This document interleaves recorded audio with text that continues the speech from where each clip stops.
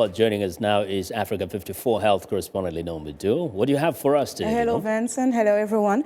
Lifting weights not only improves physical fitness, it may also help lower women's risk of type 2 diabetes.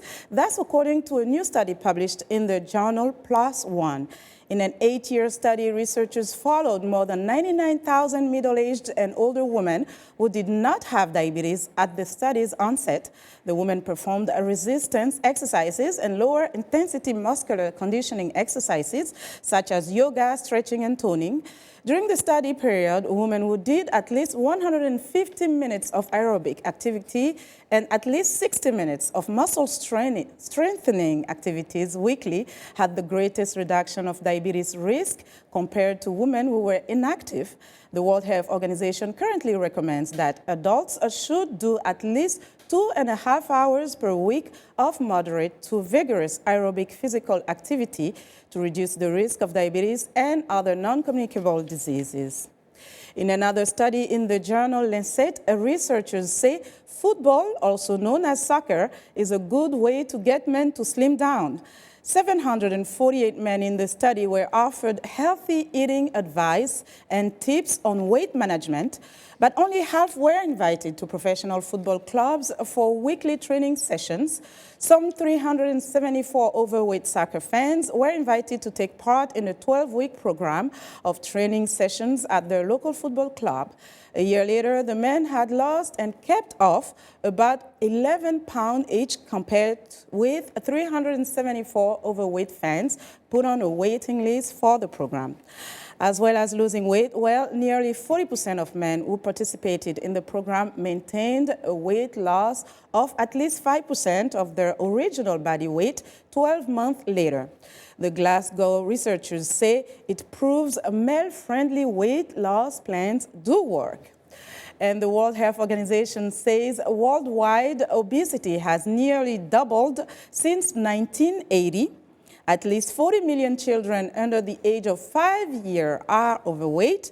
And in developing countries, well, obesity is much higher among women than men. And joining us in the studio for more on the subject is Dr. Scott Kahan, Director of Strategies to Overcome and Prevent Stop Obesity Alliance at George Washington University School of Public Health and Health Services, and Director of the National Center for Weight and Wellness. Dr. Kahan, welcome to the program. Thank you for having me. First of all, we hear fat, overweight, obesity. What is the difference? The difference is a matter of degree. So overweight is considered approximately between 1 pound and 30 pounds beyond the ideal weight for height. And then obesity is considered, in general, about 30 or 35 pounds heavier than the ideal weight or more. And when we talk about the ideal weight, actually, the body mass index is the way to measure the ideal weight for individuals. Tell us more about that. Yeah, the body mass index is a very simple and helpful tool to look at someone's weight. It includes someone's weight and also their height so that it avoids the problem where if someone is much taller or much shorter, it appears to get in the way of an accurate weight. So it's a helpful measure. It's very easy to calculate. You can calculate it on paper or you can look on the internet and just put in your height and your weight and it will give you a calculation. And then we can use that to compare what your weight is on average compared to the general population and get a sense of whether you're at a healthy weight or an excess weight. Now, some populations are said to be heavy bones. Some others are said to be slender by nature, if I can say that. So how accurate is the BMI for the general population? Is it really accurate for everyone?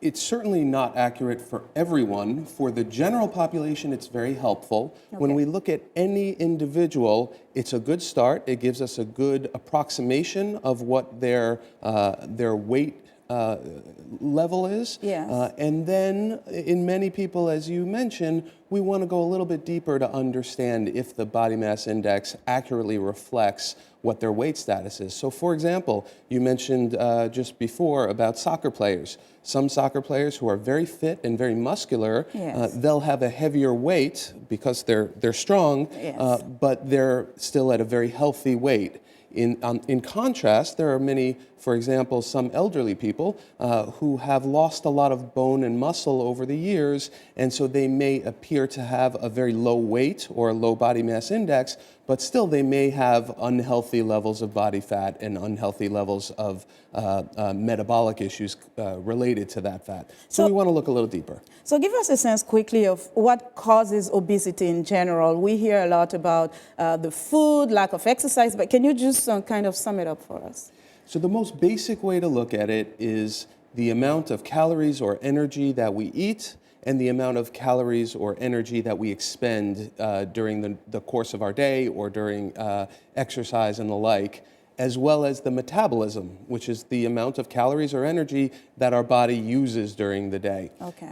And so those are the most basic things that go into what our body weight is. Now, there's many other important things that play into it as well. For example, genetics. Yes. Some people tend to burn off more calories or more energy just by virtue of their genetics, so that can play in. Our environment plays a very important role. If we're in an environment where there's lots of food around, lots of unhealthy food around, in general, we are going to eat more of that, and that will play in. Okay, and quickly, in a couple of words, what are the basic steps to prevent obesity or help decrease the incidence? Well, I think the most important thing, and this applies both to America and throughout the world, is having supportive environments that make it a little bit easier to be healthy.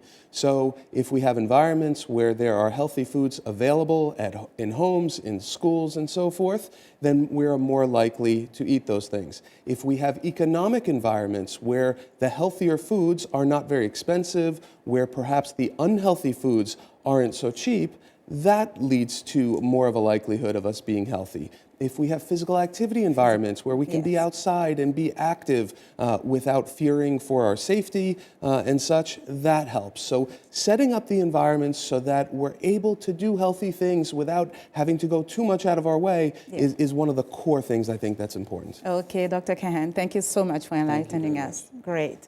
And that was Dr. Scott Kahan, who is Director of Strategies to Overcome and Prevent Stop Obesity Alliance at George Washington University School of Public Health and Health Services. And that's our Africa Health Network report for today. For more health news and developments, be sure to visit our website, africahealthnetwork.com. Back to you, Vincent. Well, some good food for thought there. Thank you very much for joining us today, Linord. Be sure to watch for Linord Moudou. It's every Tuesday and Thursday for the latest health news in Africa. It's right here on Africa 54.